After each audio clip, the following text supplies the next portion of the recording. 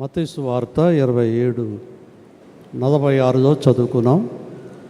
నా దేవా నా దేవా నన్నెందుకు చెయ్యి విడిచితివి, my God why do you forsake me. వాస్తవంగా చెప్పాలంటే యేసు ప్రభువారు పలికిన మాటలు చాలా శ్రేష్టమైనవి. ఒక వ్యక్తి యొక్క మొదటి మాటలు చివరి మాటలు చాలా విలువైనవి. చూడండి, పుట్టిన బిడ్డలు వారు మొట్టమొదటిగా మాట్లాడుతున్నప్పుడు ఆ మాటలు వినాలని తల్లిదండ్రులు ఆశపడతారు. మరలా వారు కొన్ని మాటలు చెబుతుంటే వినాలని తలంపు వరకు ఉంటుంది. అయితే చివరి సమయంలో చెప్పే మాటలు కూడా విలువైనవి. తండ్రి కానీ తల్లి కానీ బెడ్ మీద మరణ పడక మీద ఉన్నప్పుడు ఆ చుట్టూ పిల్లలు చేరి మా డాడీ చివరిగా ఏం చెప్తారు, మమ్మీ ఏం చెప్తుంది అని ఆ చివరి మాటలు వినటానికి మనందరం కూడా ఇష్టపడతాం. అలాగే యేసు ప్రభు వారు ఆయన ఎన్నో మాటలు చెప్పారు జీవిత కాలంలో. కానీ ఆయన మరి పలికినటువంటి చివరి మాటలు ఈరోజు చాలామంది యేసు ప్రభు మరి శిలువ మీద శవంగా అయిపోయాడు, చర్చిలో శవం ఉంది అని ఒక లేనిపోని కల్పిస్తున్నారు చాలామంది. యేసు ప్రభు శవంగా లేడు, ఆయన మాట్లాడుతూనే ఉన్నారు. ఆఖరి వరకు మాట్లాడుతూనే ఉన్నాడు ఆయన. ఒక నీలాంటి పాపంలో చచ్చిన శవాల కొరకే యేసు ప్రభు వారు మరణించారు, ఆయన సిలువ వేయబడ్డాడు. దేవుని బిడ్డ ద్వారా గమనించండి, నన్నెందుకు చెయ్యి విడిచితివి. వాస్తవంగా యేసుక్రీస్తు ప్రభువారు మరి త్రిత్వమైనటువంటి దేవుడు, తండ్రి కుమార పరిశుద్ధాత్మ. ఆయన ఎప్పుడు వేరుగా లేరు. ఒకసారి పిలుపుతో మాట్లాడుతూ పిలుపు అన్నాడు, అయ్యా మరి తండ్రిని ఒకసారి చూపించండి, తండ్రి అంటున్నారు మీరంటే. ప్రభు అన్నారు, నేను తండ్రియు ఏకమై ఉన్నాము, నన్ను చూచిన వాడు తండ్రిని చూచాడని ప్రభు చెప్పారు. కాబట్టి దేవుని బిడ్డ ద్వారా మరి ఆయన త్రిత్వమైనటువంటి దేవుడు మన కొరకు రక్షకుడుగా ఈ లోకానికి వచ్చాడు. సరే, తండ్రి కుమారుల సంబంధం వాస్తవంగా విడదీయనటువంటిది. మరి ఎక్కడున్నప్పటికీ కూడా కుమారుడు తండ్రిని జ్ఞాపకం చేసుకుంటాడు, తండ్రి ఏమో కుమారుని జ్ఞాపకం చేసుకుంటాడు. కానీ ఇక్కడ ప్రభు నన్ను ఎందుకు చెయ్యి, వాస్తవంగా ఎందుకు చెయ్యి విడిచిపెట్టాడు, తండ్రి ఎందుకు చెయ్యి విడిచిపెట్టాడు అనేటువంటి మాట మనం చూస్తే, మానవుని యొక్క అపరాధం పాపం అంతా ప్రభువారు భరించారు శిలువ మీద. అందుకే వాక్యం ఏం చెప్తుందంటే, శిలువ మీద వేలాడేటువంటి ప్రతివారు శాపగ్రస్తులు అనే మాట ఉంటుంది. గలతీ పత్రిక చూడండి, దేవుని వాక్యంలో 3:14 వచనం. గలతీ పత్రిక 3:14 మాట ఉంది, చదువుకుందాము. ఇందును గూర్చి మ్రాను మీద వ్రేలాడిన ప్రతివాడును శాపగ్రస్తుడని వ్రాయబడి ఉన్నది. యేసుక్రీస్తు ప్రభువారు మన శాపం అంతా తన మీద తీసుకున్నాడు. పాపం యొక్క భయంకరత్వం ఏంటంటే మానవునికి శాపం ఇచ్చింది. ఆనాడు ఆదాము అవ్వలు తినవద్దన్న పండు తిన్నప్పుడు వారు శపించబడ్డారు. సర్పము శపించబడింది, ఆదామును శపించాడు. నీవు మన్నే కనుక తిరిగి మన్నైపోతావు, నువ్వు చెమట వచ్చి భూమిని ఏం చేయాలా, పండిస్తావు. స్త్రీని శపించాడు, నీ గర్భవేదనను మిక్కిలి హెచ్చిస్తాను, వేదనతో పిల్లలను కంటావు. ఒక రకమైన శాపము పాపం యొక్క అతిక్రమాన్ని బట్టి వచ్చింది. మరి వాస్తవంగా ఆ శాపాన్ని తొలగించాలని యేసు ప్రభువారు మన కొరకై శాపగ్రస్తుడయ్యాడు, శాపాన్ని భరించాడు ఆయన. అందుకే తండ్రి ఆయన చేతిని ఏం చేశాడు, ఆయన విడిచిపెట్టాడు. దేవుని బిడ్డ ద్వారా మరి ఆయన సహించలేనటువంటి పాపము. అందుకే ప్రభువారు తండ్రి విడిచిపెట్టాడనేటువంటి మాట చూస్తున్నాం. గెచ్చమైన తోటలో యేసుప్రభు ప్రార్థన చేశాడు, తండ్రి నీ చిత్తమైతే ఈ గిరిని నా యొద్ద నుండి తొలగించు అన్నాడు. నీ చిత్తమైతే. చాలామంది అనుకుంటారు భయపడిపోయి, మరణానికి భయపడి, సిలువకు భయపడి యేసుప్రభు ప్రార్థన చేశాడు. భయపడి కాదండి, వాస్తవంగా చెప్పాలంటే ఈ గిరిని నా యొద్ద నుండి తొలగించు అంటే అర్థం ఏంటంటే ప్రపంచంలో ఉన్న మానవాళి చేసిన పాపం అంతా గిన్నెలో ఉంది. ఇప్పుడు యేసుప్రభు వారు ఆ గిన్నెలో త్రాగాలి, ఆ గిన్నెలో త్రాగాలి. అడిగాడు ప్రభు, నీ చిత్తమైతే గిన్నె తొలగించమన్నాడు. కానీ ఆ తర్వాత ప్రభు ఆ గిన్నెలోని త్రాగేశాడు ఆయన. అర్థమైందా మీకు? అది ఎలా ఉంటుందంటే, ఒక నిష్ఠ గల బ్రాహ్మణుడు వేసవిలో ఒక రోడ్లో వెళుతున్నాడు. ఆ రోడ్లో అతనికి డీహైడ్రేషన్, నీళ్లు దొరకట్లేదు, నాలుగు ఎండిపోతూ ఉంది, ఇంకా భయంకర పరిస్థితులు, వాటర్ దొరకట్లేదు ఎక్కడ కూడా. ఎండలో వెళ్తూ ఉంటే ఒక చోట ఒక పశువు కళ్ళేబరం ఉంది, ఒక ఎద్దు కళ్ళేబరము దారి ప్రక్కన ఉంది. అంతకుముందు ఎప్పుడో వర్షం వచ్చి ఆ కళ్ళేబరంలో నీళ్ళన్నీ నింపబడినాయి. పశువు కళ్ళేబరంలో నీళ్లు ఉన్నాయి. ఆ నీళ్ళలో కొన్ని రకమైన పురుగులు తిరుగుతున్నాయి, బ్యాక్టీరియా తిరుగుతూ ఉన్నాయి. అతగాడు అక్కడికి వచ్చాడు, ఇప్పుడు దాహం, చచ్చిపోయేటట్టున్నాడు. ఆ నీళ్లు త్రాగపోతే చనిపోతాడు, అయితే త్రాగలేడు. ఎలా ఉంది పరిస్థితి? భయంకరమైనటువంటి దుర్వాసన, భయంకరమైనటువంటి ఆ పశువు కళేబరంలో ఉంది. యేసు ప్రభు వారి పరిస్థితి కూడా అదే. ఆయన పరిశుద్ధుడైన దేవుడు, పాపరహితుడు. నీ పాపం నా పాపాన్ని త్రాగేశాడు ఆయన, అగ్నిలో త్రాగేశాడు. దేవుని బిడ్డలారా, ఈరోజు అందుకే ఆయన శాపాన్ని భరించాడు. శాపాన్ని భరించడం ద్వారా తండ్రి ఆయన చేతిని విడిచిపెట్టాడు. అందుకే ఆయన అంటున్నాడు, నా దేవా నా దేవా నీవు ఎందుకు నన్ను చెయ్యి విడిచిపెట్టావు. కొన్నిసార్లు గృహాల్లో ఎవరైనా తప్పు చేస్తే, పిల్లలు తప్పు చేస్తే తల్లిదండ్రులు పట్టించుకోరు, విడిచిపెడతారు కొన్నిసార్లు. కానీ ప్రభువు చేసిన మరి దేవుని వాక్యంలో మరి ఎప్పుడైనా ఆయన విడిచిపెట్టాడా? ఎప్పుడు కూడా వారు కలిసే ఉన్నారు. దేవుని బిడ్డ ద్వారా ఆయన చెయ్యిని విడిచిపెట్టినట్లుగా చూస్తున్నాం. దేవుడు ఎప్పుడు విడిచిపెట్టేవాడు కాదు.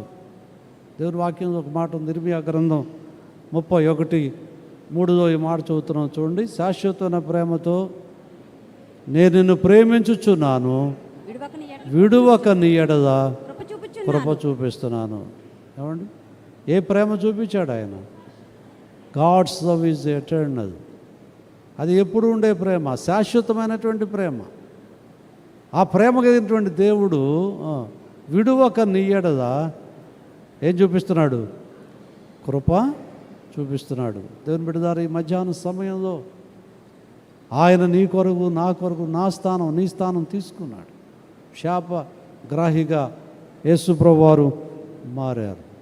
అందుకే ఎందుకు ఆయన అంటే మనదను చెప్పండి తండ్రితో కలపడానికి ఆయన తన ప్రేమను వెల్లడిపరిచాడు.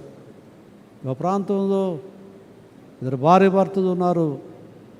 చాలా కాలం తర్వాత వారి కుమారుడు కలిగాడు. గారాభంగా పెంచాడు. అయితే ఆ వ్యక్తి, ఆ యవనస్తుడైనటువంటి ఆ కుమారుడు చెడు వ్యసనాలకు లోనైపోయి చెడిపోయాడు, పాడైపోయాడు. ఇంటిలో ఉన్న డబ్బులన్నీ పట్టుకెళ్ళిపోయి ఫ్రెండ్స్ సర్కిల్తో తిరిగి చెడు అలవాట్లను నేర్చుకొని చెడ్డ పేరు తీసుకొస్తున్నాడు ఇంటికి. దాని పరిస్థితుల్లో ఒకసారి జరిగిన విషయం ఏంటంటే, ఆ ఇంటిలో కొంత ధనాన్ని దొంగిలించి అతడు ఆ ఇంటిని విడిచిపెట్టి వెళ్ళిపోయాడు. వెళ్ళిపోయినప్పుడు తల్లి బెంగపెట్టుకుంది. ఎందుకంటే తల్లి ఎక్కువగా ప్రేమించేది ఆ కుమారుని. ఎన్నోసార్లు తన భర్తకు చెబుతుంది, ఏమండి అబ్బాయి ఎక్కడున్నాడో, ఏం తింటున్నాడో, ఎలా ఉన్నాడో ఒకసారి ఎంక్వైరీ చేయండి అంటే తండ్రి అంటున్నాడు, వస్తే వస్తాడులే, పోతే పోయాడులే అని అంటున్నాడు తండ్రి. కొంచెం కఠినంగా ఉన్నాడు. కానీ తల్లి మాత్రం అదా కాదండి, మరదా పెదవండి, ఎక్కడో వెతకండి, తీసుకురండి ఇంటికి అని ఆమె తల్లి ప్రేమ కనుపరుస్తూ ఉంది. దేవుని బిడ్డదారాదని పరిస్థితుల్లో మరి ఒకరోజు తెలియనటువంటి విషయం ఏంటంటే, ఈ యవనస్తుడు డబ్బంతా తీసుకెళ్ళి చెడిపోయి పాడైపోయి ఇంకా ఆఖరిగా అన్నీ అయిపోయిన తర్వాత దూర ప్రాంతంలో ఎక్కడో ఉన్నాడు, ఆహారం లేదు తినడానికి. పెంట కుప్పల మీద చెత్త కుండీలు ఎవరైనా పడేస్తే ఆ ఎంగిది ఆహారం కొరకు తింటున్నాడు, అక్కడ కడుపు నింపుకుంటున్నాడు. ఇంటికి రావడానికి ముఖం చదవట్లేదు. తండ్రి ఏమంటాడో, తల్లి ఏమంటుందో, చేర్చుకుంటారో లేదు నన్నని ఆ పరిస్థితుల్లో దేవుని బిడ్డలారా ఆ చెత్త కుండీలో పడిన ఆ భోజనం అది తింటూ కాదం గడుతూ బట్టదని మురికైపోయింది. మనిషి వెళ్ళేటప్పుడు చాలా అందంగా ఉన్నాడు, బలంగా ఉన్నాడు, కానీ శుష్కించిపోయాడు, క్షీణించిపోయాడు. ఒకరోజు అలాగే చెత్త కుండి దగ్గరికి వచ్చాడు. మరదాహారం వెతుక్కుంటున్నప్పుడు ఒక పేపరు ముక్క అతనికి దొరికింది. దానిలో అతని ఫోటో ఉంది. దానిలో ఆ ఫోటో క్రింద తల్లిదండ్రులు ఒక మెసేజ్ రాశారు. నా కుమారుడా, నువ్వెక్కడున్నా సరే తిరిగిరా, నిన్ను చేర్చుకుంటాం మేము, నిన్ను ఏమనం, నిన్ను క్షమిస్తాము, తిరిగిరా నువ్వు అని ఆ పేపర్ పబ్లిష్ చేశారు. ఆ పేపర్ మొక్క ఆ చెత్త కుండీలో దొరికితే అతను గ్రహించాడు, ఓహో నా తల్లిదండ్రులు నన్ను మరలా చేర్చుకున్నట్టున్నారని. దేవుని బిడ్డలారా, వెంటనే ఏదో ఒక పోస్ట్ కార్డు దొరికితే ఎక్కడో కొంచెం పోస్ట్ కార్డు మీద ఒక ఉత్తరం రాశాడు. మమ్మీ డాడీ, నేను తిరిగి వస్తాను మరలా ఇంటికి, నేను వస్తే నన్ను చేర్చుకుంటారో లేదో, లేకపోతే నన్ను మరి ఇంట్లోంచి అదేక నన్ను దూషిస్తారేమో, నన్ను ఏదో చేస్తారో నాకు భయంగా ఉంది, మీరు నన్ను చేర్చుకుంటారో లేదో ఒక సూచన కావాలి. ఆ సూచన ఏంటంటే, ఇదిగో నేను రైలులో వస్తాను, ట్రైన్లో, వీళ్ళ ఊరు, వీరి గృహము రైల్వే ట్రాక్ ప్రక్కనే ఉంటుంది వీళ్ళ ఇల్లు. మన ఇంట్లో జామ చెట్టు ఉంది కదా, ఆ జామ చెట్టుకి ఒక తెల్లటి వస్త్రం కట్టండి. మీరు ఒక తెల్లటి వస్త్రం కడితే నేను సూచనగా నన్ను ప్రేమిస్తారని, నన్ను క్షమిస్తారని నేను తెలుసుకొని ట్రైన్ దిగి ఇంటికి వస్తాను. లేదు మీరు అలా కట్టలేదనుకో, మీరు నా మీద ఇంకా కోపం పోలేదు, నన్ను శిక్షిస్తాను, వెళ్ళిపోతానని ఉత్తరం రాస్తే ఆ ఉత్తరం అందింది. వెంటనే తల్లిదండ్రులు ఆనందించారు. కుమారుడు రావడానికి ఇష్టపడుతున్నాడని ఇంకా రోజు కోసం చూస్తున్నారు. ఇంకా రేపు వస్తాడు ఆ కుమారుడు, ఇంటికి వస్తున్నాడు. అయితే ఏమండి అతను అడిగింది ఏంటి? ఒక తెల్లటి వస్త్రం కట్టమని అడిగాడు. తండ్రి వెంటనే తనకు ఉన్నటువంటి తెల్ల పంచులన్నీ చింపేసి ఆ జామ చెట్టుకు కట్టాడు. తల్లి తనకున్న తెల్ల చీరలన్నీ చింపేసి ఆ జామ చెట్టుకు కట్టారు. అతను అడిగింది ఒకటే, కానీ ఇప్పుడు జామ చెట్టు కనపడట్లేదు. ఏం కనిపిస్తున్నాయి? తెల్లటి వస్త్రాలు కనబడతా ఉన్నాయి. రైలు వస్తున్నాడు అనుకుంటున్నాడు, కట్టారో లేదో. సరిగ్గా వచ్చేసరికి తెల్లటి వస్త్రాలు ఆ జామ చెట్టు మీద ఎగురుతూ ఉన్న ఒక జెండాలు దాకా. ఆ ప్రేమను తట్టుకోలేకపోయాడు. ఆహా, ఇంత పొరపాటు చేసిన నా తల్లిదండ్రులు నన్ను ఇంతగా ప్రేమించారని ట్రైన్ దిగి వచ్చి క్షమాపణ కోరుకొని తల్లిదండ్రులతో సమాధానపడ్డాడు. ఆ తర్వాత తల్లి చేసిన పని ఏంటంటే, తన కుమారుడు చేతిని తన యొక్క భర్త చేతిలో పెట్టింది. అప్పటికే ఆమె చాలా నీరసిపోయింది. కుమారుడు విషయం బెంగ పెట్టుకొని ఆ రెండు చేతులు కలిపి ఆ తల్లి తన ప్రాణాన్ని విడిచింది, సమాధానపరిచింది. యేసుప్రభు చేసిన కార్యం అదే. మనందరికీ పాపాలు భరించి తండ్రితో మనం సమాధానపరచడానికి ఆయన శాపగ్రాహి అయ్యాడు. అందుకే నా దేవా నన్నెందుకు చేయవిడిచావు. ఈ మధ్యాహ్నం సమయం దేవుని బిడ్డ ద్వారా యేసు ప్రభు చేసిన కార్యము అదే. మనదరం తండ్రితో సమాధానపరచాడు. ఒక్క మాట చదవండి, నేను ముగిస్తాను. ఎఫెసీ పత్రిక 2వ అధ్యాయం 16వ వచనం చదివినప్పుడు ఆ మాట మనం చదువుతాము. 2వ అధ్యాయం, తన శిశువు వదన సంహరించి దాని ద్వారా వీరిద్దరిని ఏక శరీరముగా చేసి దేవునితో సమాధానపరచవలనని ఎలాగూ చేసెను. ఆయనే మనకు సమాధాన కారకుడై ఉన్నాడు. Is the prince of peace. సమాధానకర్త, సమాధాన కారకుడు. సమాధానం లేని చోట, శత్రుత్వం ఉన్న చోట ఆయన మధ్యవర్తిగా వచ్చి సమాధాన పరిచాడు. వాస్తవంగా మన గురించి మనం చెప్పుకోవాలంటే, మీరు ఇంటికి రోమాపత్రిక 5వ అధ్యాయం చదవండి. 4 విషయాలు ఉన్నాయి మన గురించి మనం చెప్పుకోవాలంటే. చాలామంది వాళ్ళ గురించి మనం చెప్పుకోమంటే, నేను డబ్బులు ఏమేయండి, లేకపోతే మా కులం గొప్పది, మా ఉద్యోగం గొప్పది, మా స్టేటస్ గొప్పది అని చెప్తారు. కానీ బైబిల్ ప్రకారం మన గురించి మనం చెప్పుకోవాలంటే 4 మాటలు ఉన్నాయి. అవేంటంటే, మనం శత్రువులమై ఉండగా, మనం దేవునికి ఏమై ఉన్నాం? శత్రువులు అంట మనం. ఎందుకని మాట వినదా? ఆయనకు విరోధంగా పాపం చేశాం. రెండవ విషయం ఏంటంటే, మనము బలహీనులం. ఎంత బలవంతుడైనా దేవుని దృష్టిలో మనం బలహీనులమే. మన బలం ఎంత? ఏమండి, అనుకోవచ్చు నాకు బలం ఉందని. నీ బలం పనికిరా. 104 జ్వరం వస్తే మన బలం ఎంతో తెలిసిపోద్ది మనకి. మన మోసుకెళ్ళాలి హాస్పిటల్కి, ఎంత బలవంతుడైనా. బలహీనులమే మనం. 3వ మాట భక్తిహీనులం అంట. మానవునికి భక్తిహీనత ఉందిగా. భక్తి ఉంది కానీ ఆ భక్తి సరైంది కదా లేదు. 4వ మాట ఏంటంటే, మనము మరి బలహీనులమై ఉండగా, భక్తిహీనులమై ఉండగా, శత్రువులమై ఉండగా, పాపులమై ఉండగా. పాపులు మనందరం. అలాంటి వారు మన ప్రభు ప్రేమించాడు, కనికరించాడు. సమాధాన కారకుడుగా ఆయన లోకానికి వచ్చి సమాధానపరిచాడు. అందుకే యేసు ప్రభు సమాధాన కర్తగా ఆయన ఉన్నాడు.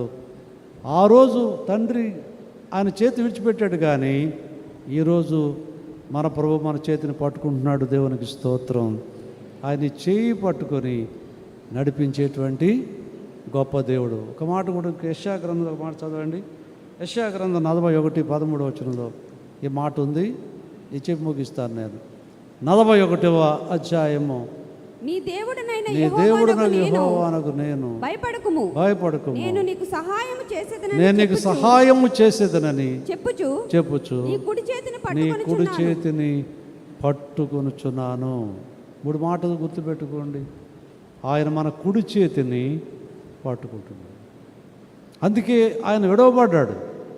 కానీ యేసయ్య మన కుడి చేతిని, నీ చేతిని ఆయన విశ్వాసం ఉంచినట్లయితే నీ కుడి చేతిని పట్టుకున్నాడు. పట్టుకోవడం ద్వారా ఉపయోగం ఏంటి అని మనం చూస్తే, అక్కడ మనం చదువుకున్నట్లు ఆయన వాగ్దానం ఏంటంటే, భయపడకము. ఈ గుడ్ ఫ్రైడే రోజున ప్రభు మనకిచ్చే వాగ్దానం, ఆయన మరణము ద్వారా భయము తీసివేశాడు మనలో. నువ్వు ఎవరికి దేనికి భయపడకుండా చేస్తున్నాడు. హల్లెలూయా. ఈరోజు నిజంగా దేవుని బిడ్డలు భయపడరు, కానీ దేనికి భయపడం, ఎవరికి భయపడం. ఎందుకంటే ఆయన మన కుడి చేతిని పట్టుకుంటున్నాడు. రెండవ వాగ్దానం ఏంటంటే, నీకు సహాయము చేయాలి. నీకు సహాయపడేవాడు దేవుని బిడ్డ ద్వారా ఎంత సహాయం చేసేటువంటి వాడు ఆయన సహాయకర్తగా మన మధ్య ఆయన రుజువు చేసుకున్నాం. అందుకే ప్రభు అయిన యేసుక్రీస్తు 4వ మాటగా, నన్నెందుకు చేయి విడిచావంటే, తిరిగి ఆయన మన చేతులంటే పట్టుకొని ముందుకు సాగిస్తున్నాం. కళ్ళు మూసుకోండి, చిన్న ప్రార్థన. చేయి పట్టుకో, నా చేయి పట్టుకో, జారిపోకుండా నే పడిపోకుండా, యేసు నా చేయి పట్టుకో, జారిపోకుండా నే పడిపోకుండా, యేసు నా చేయి పట్టుకో. కృంగిన వేళ ఓదార్పు నీవేగా నన్ను ధైర్యపరచు, తోడు నీవేగా కృంగిన వేళ, ఓదార్పు నీవేగా నన్ను ధైర్యపరచు, తోడు నీవేగా. మరువగలనా నీ మధుర ప్రేమను, మరువగలనా నీ మధుర ప్రేమను, యేసు నా జీవితాంతము, యేసు నా జీవితాంతము. చేయి పట్టుకో నా చేయి పట్టుకో, జారిపోకుండా నీ పడిపోకుండా, యేసు నా చేయి పట్టుకో, నీ జారిపోకుండా నీ పడిపోకుండా, యేసు నా చేయి పట్టుకో. ప్రార్థన చేసుకుందాం. మన బ్రదర్ కిరణ్ గారు వచ్చి ప్రార్థన చేస్తారు చెప్పేటువంటి వాక్యాన్ని బట్టి. అందరూ కూడా ఒక నిమిషం ప్రార్థనలో గడుపుదాం. చెప్పబడిన వాక్యాన్ని బట్టి చెప్పబోతున్నటువంటి 5వ మాట, నేను దప్పికొనుచున్నాను అనేటువంటి మాటను మనం ధ్యానం చేయబోతున్నాం. కొద్ది నిమిషాలు మన సహనాన్ని పాటిద్దాం. ఇప్పటి వరకు ఎంతో సహనంగా దేవుని వాక్యాన్ని విన్నారు. ఇంకొక అరగంట సేపు మన ప్రభు సందర్లో 7 మాటలు ధ్యానాలు చేద్దాం. ప్రార్థన చేసుకుందామండి. పరిశుద్ధమైన తండ్రి, మమ్మల్ని మిక్కిలిగా ప్రేమించు దేవా, ఈ శుభ శుక్రాన్యాన తండ్రి, మీరు శిలువ మీద మాట్లాడిన 7 మాటలు ధ్యానించుటకు మాకు ఇచ్చిన గొప్ప ధన్యత మీ స్తోత్రములయ్యా. మరి నాలో మాట ద్వారా మాతో మాట్లాడావు తండ్రి. దేవా, నన్ను ఎందుకు విడిచితివి అన్నప్పుడు దాని గురించి మీ దాసుని ద్వారా మాకు వివరించిన విధానాన్ని బట్టి మీ స్తోత్రములయ్యా. అవును తండ్రి, మా కుడి చేతిని పట్టుకొని పాపంలో నుంచి, ఆ శాప భారంలో నుంచి మమ్మల్ని విడిపించి ఆ పరలోక రాజ్య భాగ్యాన్ని మాకు కలగజేసినందుకు మీరు ఎంతో శ్రమణ వేదనని అనుభవించారు తండ్రి. మీకే స్తోత్రములయ్యా. ఇచ్చిన ఈ గొప్ప సమయాన్ని బట్టి, శ్రేష్టమైన సమయాన్ని బట్టి మీకే స్తోత్రములయ్యా. విన్న వాక్యాన్ని మా హృదయంలో పెట్టుకొని ఆ రీతిగా మేము జీవించుట కొరకు సహాయం చేయండి. ఇంకా మరి 3 మాటలు మిగిలి ఉన్నాయి. ఆ 3 మాటల ధ్యాన విషయంలో కూడా మీ కృపను దయచేయమని మా కొరకు త్వరణ ప్రభువైన యేసుక్రీస్తు వారి శక్తిగా నామమున వేడుకుంటున్నాం తండ్రి. ఆమేన్.